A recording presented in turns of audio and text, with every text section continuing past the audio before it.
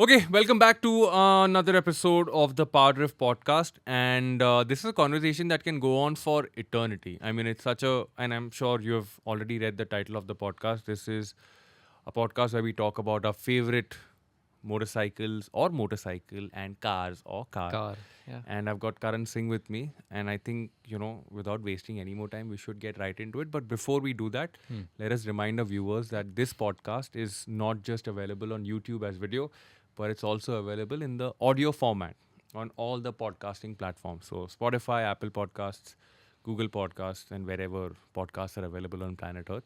So if you are in a car and if you're traveling from point A to point B, listen to this. It's a very cool podcast. I actually love doing that. Listen to podcasts while driving. I like Best it thing. too. Yeah. So in this episode, favorite cars and motorcycles. Karan, why don't you start off? Favorite car? So Karan's a car guy. Yeah, I'm a car guy. Yeah. Which is why my Shit. Instagram, another plug to that, is Cars with Karan.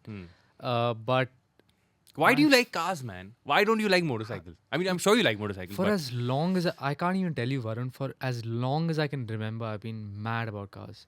When I was small, do you remember what got you hooked onto cars? no.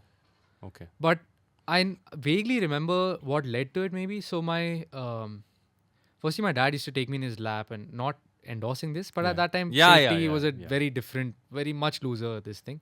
So he used to take me in his lap, just not on the main road, and I swear not on the main road, but at night, just around our apartment block. So that sort of gave me like a little bit of something about cars. It made me feel something. And my dad's closest friend from college was super into motorsports. Oh. So he would turn up in like a rally. He would daily drive a rally esteem, a rally gypsy. Just that sound of the exhaust, the tape across the headlights, and all of that just made me like really lust after cars. So I think that was the igniter. I think that's how it always begins. Yeah. It's a memory that you remember during your childhood. Yeah. And it's so vivid. Yeah.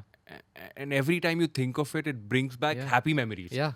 And it similarly for me, you know how I got hooked onto motorcycles? I remember my mama he had a KB 100 back in the day and two-stroke. And he used to make me sit on the Tank. motorcycle tank and he used to take me out for a spin after hours, like after 10 p.m. And Pune back then was very different. So Pune was like chilly, cold, not a lot of people. And I remember nobody on the street and you can hear the sound of the two-stroke. You can smell the fuel. Yeah. And it's so amazing, man. Like even when I think of it right now, it brings back, oh man, I wish I was a kid. I could sit there. And not just that, my second mama used to own a Chetak. Yeah. And I used to stand on the footboard and it was fun, man. And that's how you get hooked onto Yeah. these things. If there's something that you really like or end up liking when you're a kid, most Correct. likely it stays Yeah. with you for For a a long, lifetime. long time. Yeah.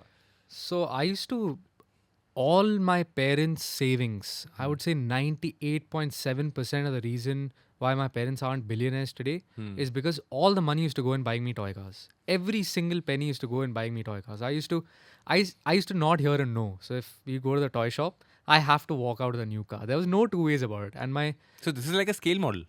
scale model, small, obviously. Yeah. So, like, even if it's like some small, like Hot Wheels something, but I Right. had like a collection, like huge collection. So, and I had like this, I won't say ritual, but something like that when my parents used to travel and they used to come back, I used to prepare all the cars in one line and welcome them home. That was my way of welcoming them home. Just on their bed would be one line of cars, and that's probably the last thing they want. They want to probably just rest or whatever. Yeah. But ever since I was a kid, I've been like mad about cars. I used to have those pedal carts, and I used to never think I'd ever end up driving a car. That my dream from a childhood perspective was just to sit and drive a car. That's it. That's all the dream I had in my life. And there were times when I tried driving it when I shouldn't have been driving it. Everybody's done that. But yeah, I just never thought that that age would actually come where I actually get to drive a car. Then What do you ride, Abhi? I have a KTM Duke 390. And what do you drive, Abhi? Nothing. Okay. So the shift happened pretty quickly, where I really started getting interested into bikes. There was a lot to learn for me in bikes, so it really interested me a lot more. I'm not saying I'm like a legendary driver or something, but bikes just got my interest like hooked quite quite quickly. So that's why I sold the. If you heard our last podcast where I introduced myself, I mentioned the Swift, Yeah. second-hand Swift. That car was a nightmare. That Yeah. car, if it ran for one day, it would be in the workshop for 7 days. Even though Swifts are like bulletproof. Yeah, and man. I had like a lemon Swift. That car, my college pocket money went all into just getting that car running. Fixed, yeah. The amount of cars, the amount of times that car has left me stranded on the road is unbelievable. Like there was a time I remember, I went to college in Manipal, and we used to very often drive down to Bangalore because it was like a 6-7 hour drive. So me and my roommate, we used to drive down to Manipal Bangalore. University. Manipal University. Okay. So we drove down to Bangalore, and my girlfriend at the time was in Bangalore. So we are going for lunch or something, and it's in the afternoon, and it's hot and whatever. And first the AC conks off while driving, and then the car starts sputtering, and the check engine light comes on, and I know this thing is gonna die very soon. We turn up to the next red light, and sure enough, gone. It's finished. So. The cops had to like push the car to the side because obviously it was at the busiest signal in Bangalore, and Total nightmare, huh? yeah, absolute nightmare. So I couldn't wait to get rid of that car. I got rid of that car and then bought the Duke 390. Okay. But I consider myself very, very, very, very, very, very, very, very fortunate and blessed to be living this life.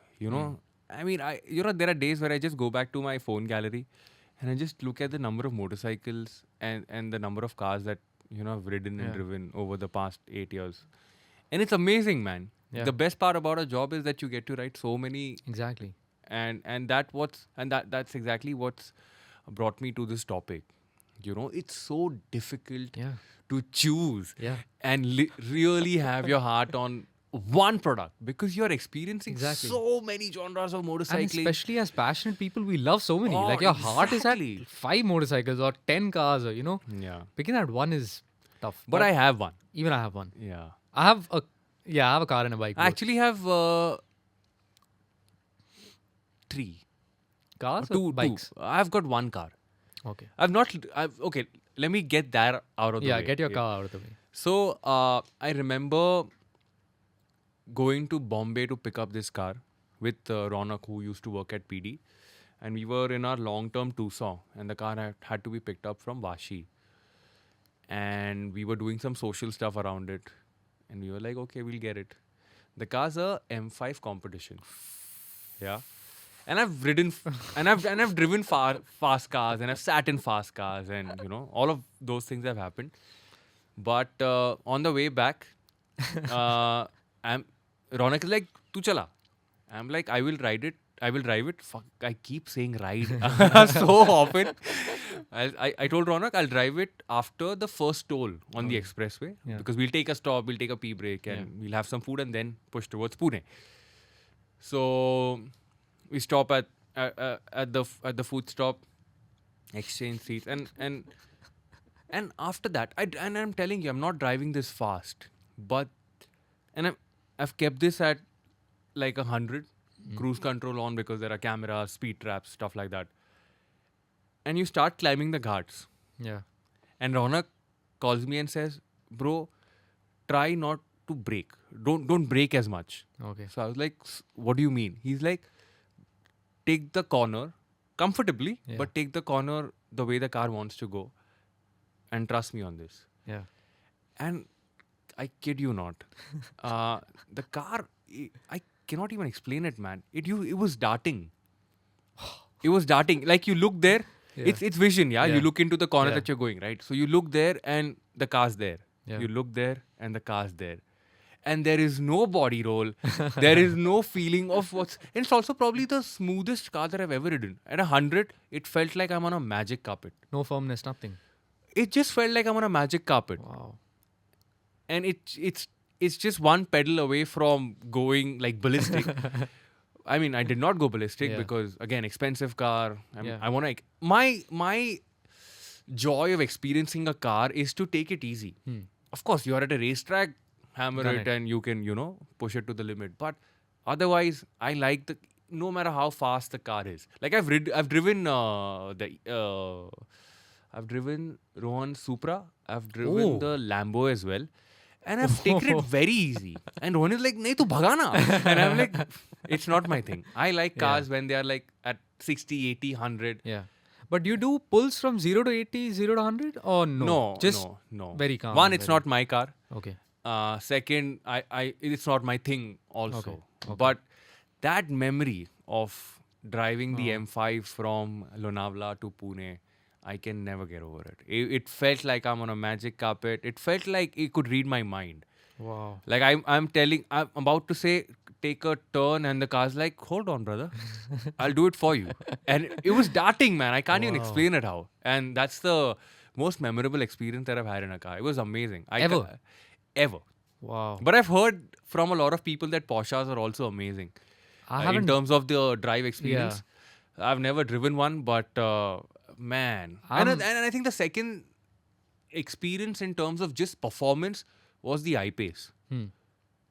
Yeah, just straight line. Yeah. It's like a rocket, man. Yeah. And it's unexpected. Yeah, the first time you get into like a fast EV, I know it's cliche Man. and you hear about it and all that, but when it hits you, God, it's like it's amazing. It's like, shocking. We had the I-Pace for a shoot, yeah. and Cyrus was in the driver's seat, and I told Cyrus, "Bhaga." Cyrus is like, "Just sit back." And I'm like, "What the? Why do I need to sit back?" Yeah. And he's like, "Sit back." And then from zero, it looked like boom, Yeah. straight on the pedal, dude.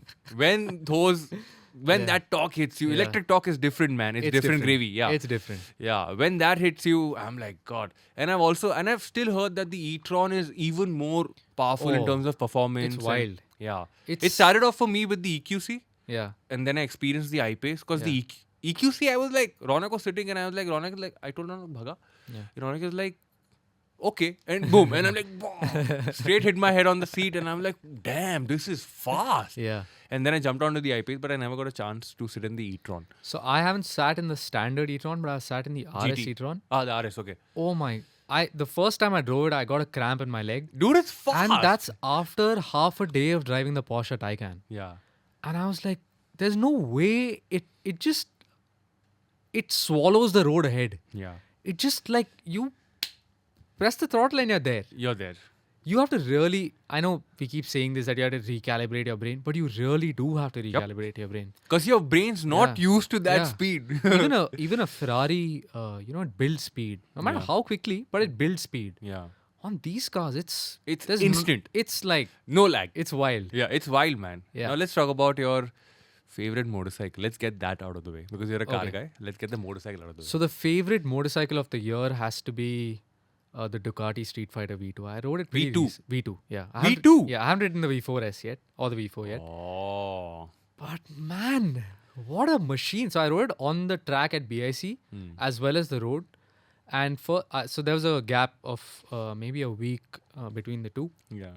And when I rode it at the BIC, so this is the short loop of the BIC, so I didn't get the full straight and all. I was like, no, how can you prepare yourself for the next corner that quickly? Like, even though the short loop is a little tight and a little tricky, but there is considerable gap between corners. It's not like Curry where everything Correct. flies at you fast. Correct. I was like, I can't even think fast enough. Like, forget set yourself up, whatever. I couldn't even say, okay, there's a right coming, there's a left. You just whack open the throttle, and that's the thing with like these Ducatis. There's no like inline four, it sweetly builds the power. The Ducatis, there's so much torque. Talkie, yeah. Any RPM, you open the throttle and you're just Going. you're shot out. And I was screaming in my helmet. There was no one else on track, so no one heard me. But the entire time I was like, like, it was manic. It was madness. Yeah.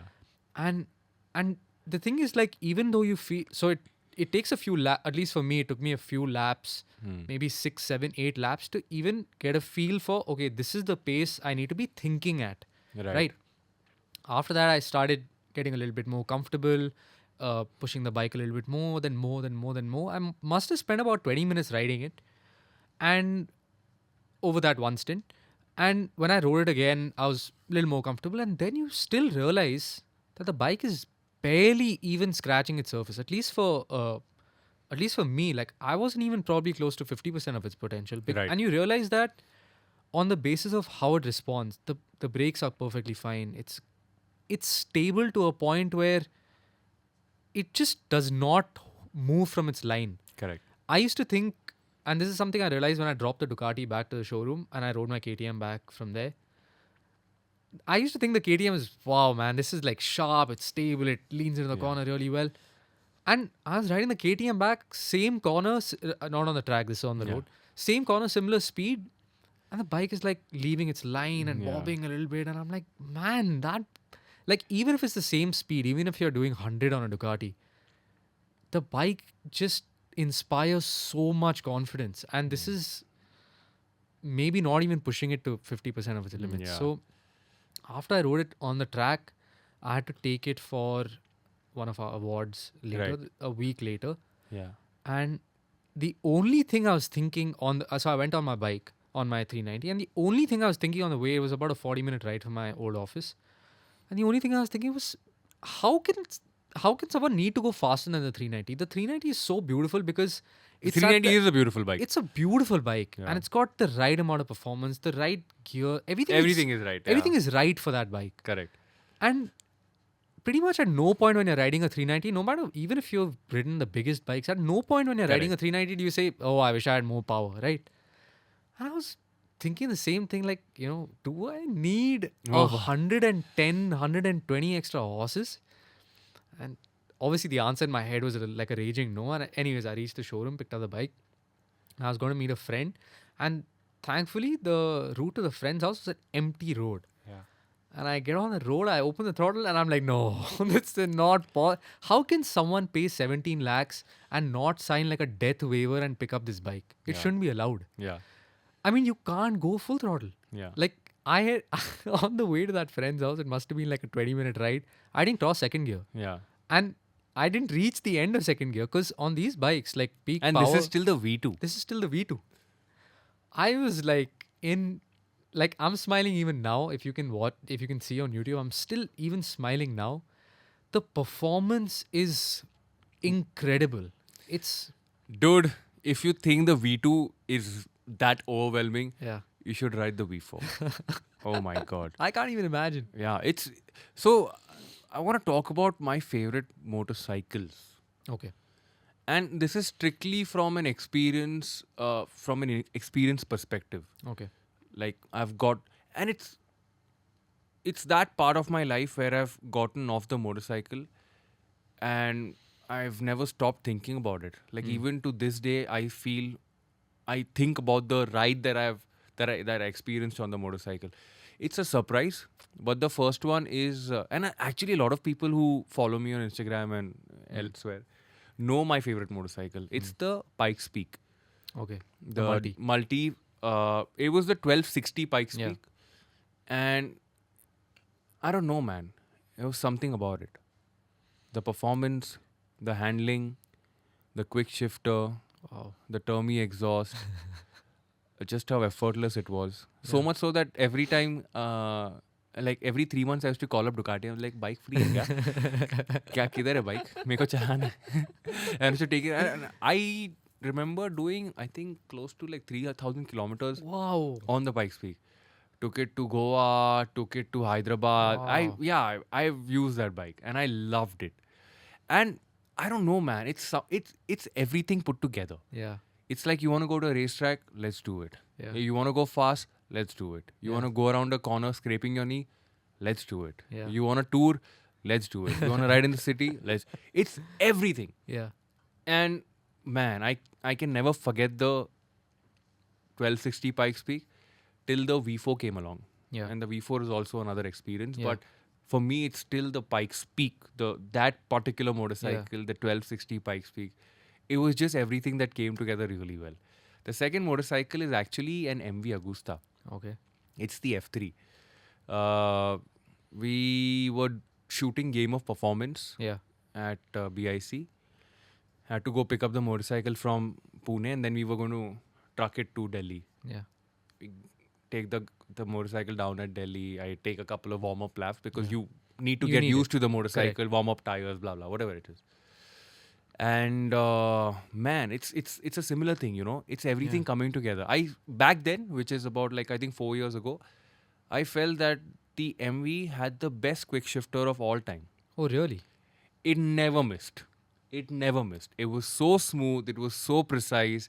That entire experience where that I can't even explain it, man. And you know, these are motorcycles that are so hatke. Yeah. And it's I can't even explain it, dude. It was that experience. Like I got off the bike and I'm like, I want to own one. Yeah. Yeah, and you know how, and you've read and heard from Yeah. existing MV owners how difficult it is To own one. to own one. Yeah. But I was like, man, You'd make it the was the compromise. brake, and I was doing a stoppie every time I entered a. Dude, it was Oh. amazing. I can't even explain it. But it was that playful also? Like it allowed Yeah. you to. Yep. Wow. Like I don't know, man. Maybe not as playful as say the Ninja, Okay. the 6R. Okay. But just in terms of overall experience, the way it was climbing rev, the way it was sounding different at every 1000 RPM. Wow. The quick shifter where you used to click in, every time I braked and I went down, boom, boom, boom. Oh my God, it was so good. And for me, these are the two memorable motorcycles. Did it have any quirks? I'm asking you that because I've always felt that for anything to be memorable, for anything to be loved, Yeah. it has to have a quirk. It's a very funny story. Yeah. I don't think we should edit this, but Okay. I picked up the motorcycle from Pune and got it back to office, and I park it. People are, Yeah. people have gathered around. They're looking at the motorcycle, and I start hearing this burbling sound. Okay. I'm like, "Brr, brr, brr, brr," and I'm like, what is happening? And then we see that the coolant's overflowing. Oh shit. So I'm like, okay, make a call. Guys, bike has a problem, coolant's overflowing, heating up, blah, blah, blah. Sir, आप सिर्फ 10 minute wait करो. Okay. 10 minutes. We waited for 10 minutes. Everything came back to normal. Calling. Okay, it's done now. What next? What should I drop it back? He's like, go for another spin and come. Go for another spin, come back. Nothing happens. Okay. Oh, it's fine. It's fine. Okay. Call him up. कुछ भी नहीं हो रहा है. Sir, लेके जाओ bike. I was like, I'm taking it to a racetrack. Yeah. Yeah, temperatures are going to be different. It's Yeah. going to be pushed. Are you sure? Sir, bindas. Go to the racetrack, ride it hard for 3 days. Nothing happens. Nothing happens. And I'm like, why did it have to happen for the first time and never again? Like, I'm like, is this an MV thing? And I'm like, oh God. But that quirk, man. Everything has to have a quirk. My Swift, it had that thing of it always failing and whatever. Yeah. That quirk made me love that car more. Yeah. Even my 390 has so many quirks. It doesn't start up on the first start. Yeah. The engine cuts off when we're slowing down. But that makes you love that thing more. Yeah. I can't seem to think of a quirk. No, for man, the it's a Street problem. Fighter. I disagree. But if you have to constantly keep an eye on your vehicle and, keep pampering it and keep pampering it and keep emptying your pockets, I feel it's Okay. it's So not. with the Duke, it's not emptying the pockets as much as it is just. If it's being emptied on fuel, amazing. Yeah. Yeah. I agree. But the Duke, thankfully, has not been the same case. The Swift was emptying my pockets, I'll be honest. The Duke has not been that case. It's just a matter of the bike does this. Yeah, I just have to live around it, work around it, ride around it. Correct. And when I think about my Duke, it makes me think of it as a person because people have quirks, right? Yeah. Machines I won't say very rarely, but they aren't known to have quirks. And in an ideal world, you wouldn't want your bike to, cut off when you're stopping at a red light. But I think that's what makes them human and it makes you like it more. I said I like the Streetfighter V2 is my favorite motorcycle, but I can't seem to think of a quirk for it except for the fact that it heats up a lot. But Yeah. all these high capacity motorcycles heat up a lot. So But I quickly want to add in this one bit. yeah. In recent times, I've come to like 3 motorcycles. Okay. And the 3 of them are from Ducati. Yeah. One's the Hypermotard. What a bike, man. The second one is the Streetfighter V4S. Yeah. And the third one is the new Multi. Okay. the Multi V4S. V4. Like it's such a complete package, I feel. Yeah. So much so that if I get a long term, I'm gonna disappear with it. But talking about the V4S, Yeah. you've ridden the V2, right? V2. Yes. So we had the V4S for our Signal to Signal episode. Oh yeah. So we were launching it. Okay. I can confidently say that I've been on a lot of motorcycles in the past, small, big, fast, slow, whatever it is. I've not been scared. Yeah. The V4S scared me. Just knowing that there is no weight on the front Yeah. and knowing that everything has to be like pushed. Yeah. And you're trying to set times and we're trying to get used to the power and we're Yeah. trying to launch it at a particular RPM. And I remember launching it at like 7,000 or something. 7,000 and it just kept cutting power. So it went and then and then it cut power, it cut Yeah. power, it cut power. I'm Yeah. like, it's not happening. Then we launched it at 4,000 RPM. Yeah. And that's when it felt like smooth. Oh. But the problem is the ref counter is so long. Yeah. It's like 14 or 14,000 and you know you're looking at Yeah. like you're sitting tucked in and you can see it going red and I always had this fear that the front's gonna pop, the front's gonna pop. And later when we checked the footage, we realized that the front was almost like floating. Oh. Like the electronics are so good Yeah. that it's almost floating. Yeah. And we managed to clock like, I think 11.2 or something. Quarter mile was 11.2. That's really quick. Yeah. So it was fast. I mean, I'm still a heavier guy. I'm Yeah. sure there's, you can Yeah. get it down to sub 11 Yeah. if there's a lighter guy. Yeah. But the way this thing pulls, man. Like, Must be wild. And dude, the fact that it's- it keeps going faster and faster as the revs climb. oh man. And it's also with these motorcycles, the lighter motorcycles, it's not about 100, 150 or 200. Yeah. It's about how quickly you get there. Yeah. And two, you will feel the speed. Yeah.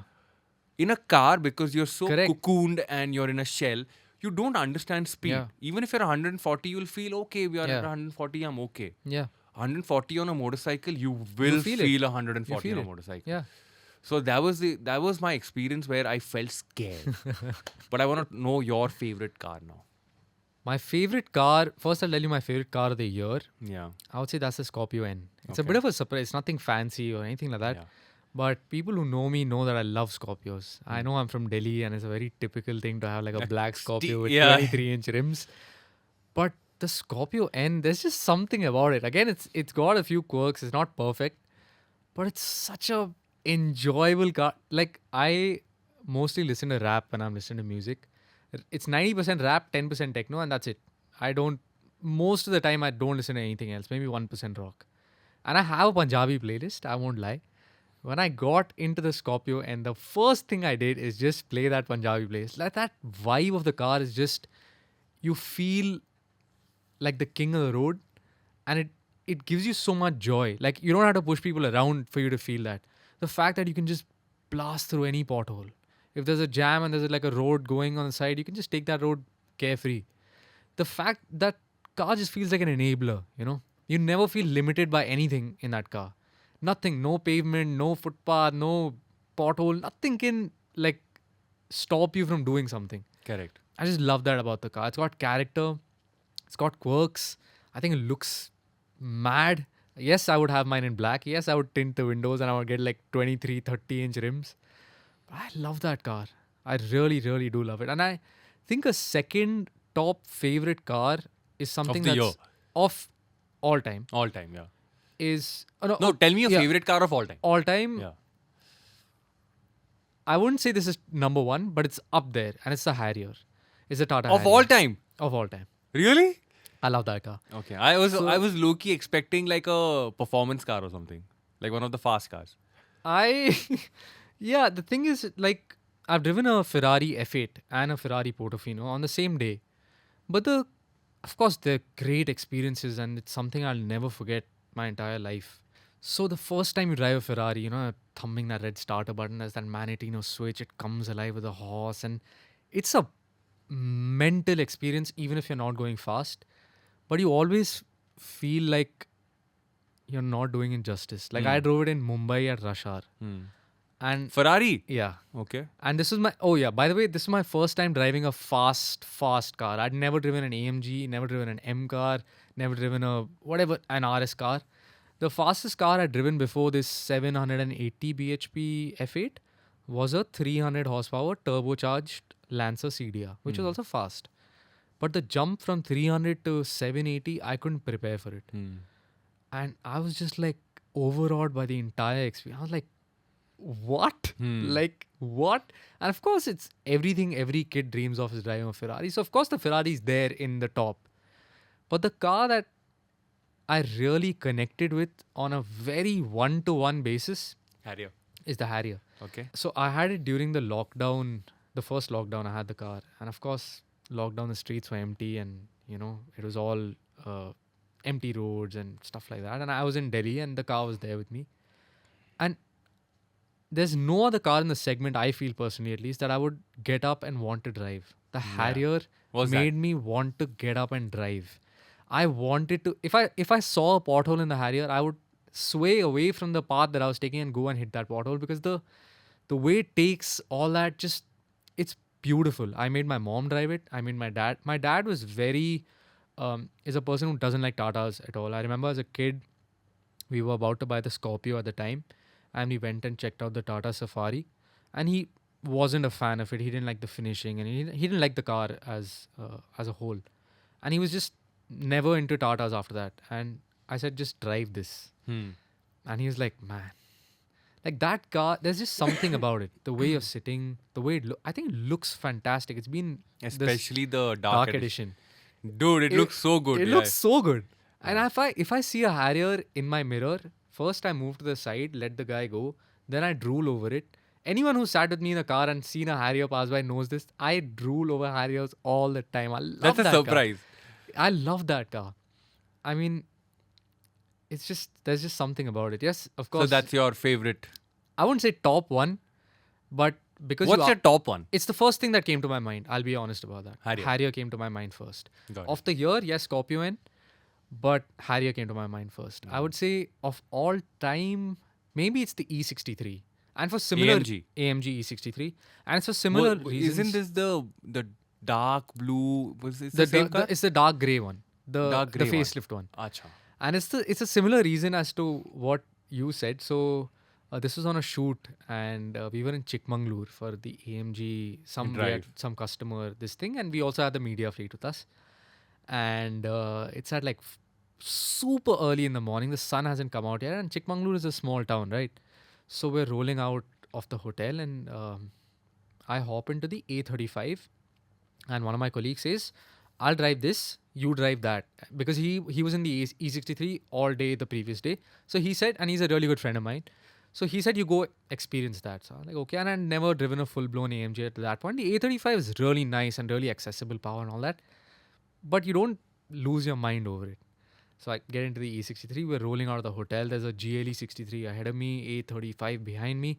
So the perspective is fully warped at the time. There's no traffic or whatever. And we roll out of the city slowly and the car's like just burbling. The V8 is just burbling along.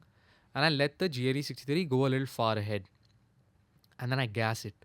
And I'm like, what? Yeah. You can carry 4 people and show them this? You can make them experience this? Like that much power? It's insane. Mind-blowing. Yeah. The fact that it has 4-wheel drive, there's no drama. None of that tire smoking, spinning this thing, yeah. nothing. You floor it and boom, and it just goes. Yeah. I went to that, like the drive instrument cluster. I switched on the G-force meter.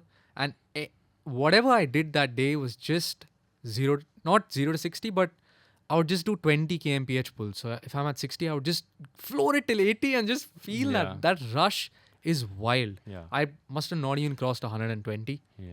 But just on those, we were literally just driving through like coffee estates and a windy, twisty road. It was beautiful. You know, I have this thing about quick shifters. Yeah. Like, I don't know, whenever it shifts to a higher gear. Yeah. And I'm talking upshifts. Yeah. The sound, man. Yeah. I'm addicted to it. Yeah.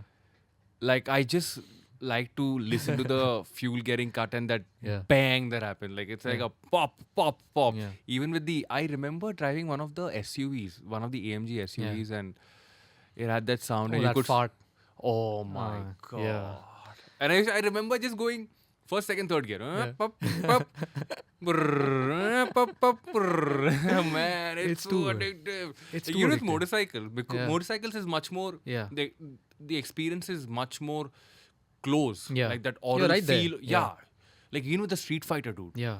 Like I'm telling you, shift gears and you're like pat, pat, pat. Oh my god! And if you happen to have like an aftermarket exhaust, it's amazing. Man. Yeah. Motorcycle and cars. I mean, I'm not too connected with cars, but some Yeah. cars, yes.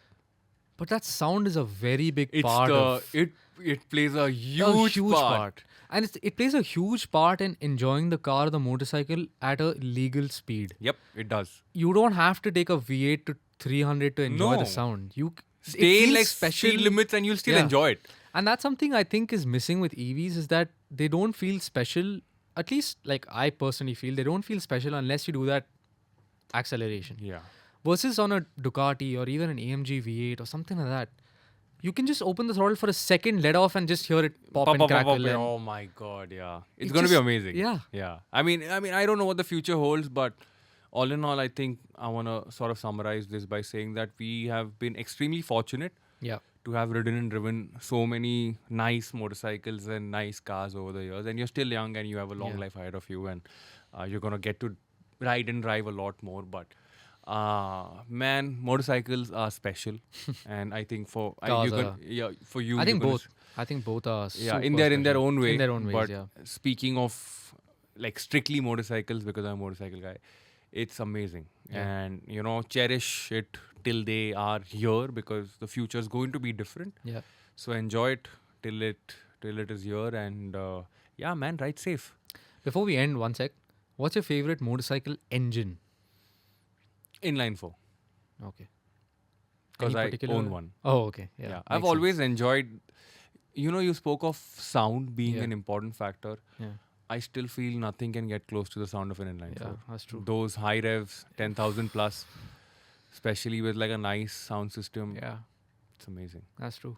What about you? Probably the same. Inline And fours? in cars, it'd probably be a V12 or a V8 actually. Yeah. But yeah, V12 for the same. That's sweet. I actually like Rohan's Symphony. V10 as well. The V10 haven't heard it Lambo. yet. Oh yeah, you should. You're gonna fall in love. I hope so. Yeah.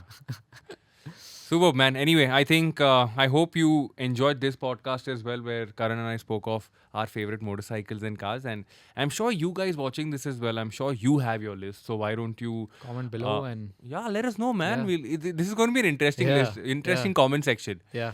But thank you so much for watching. If you want to listen anything else or listen to anything else on PowerDrift, especially in this format of podcasts, then drop in your comment, let us know. And let me quickly remind you, we are available on every major podcasting platform across the globe.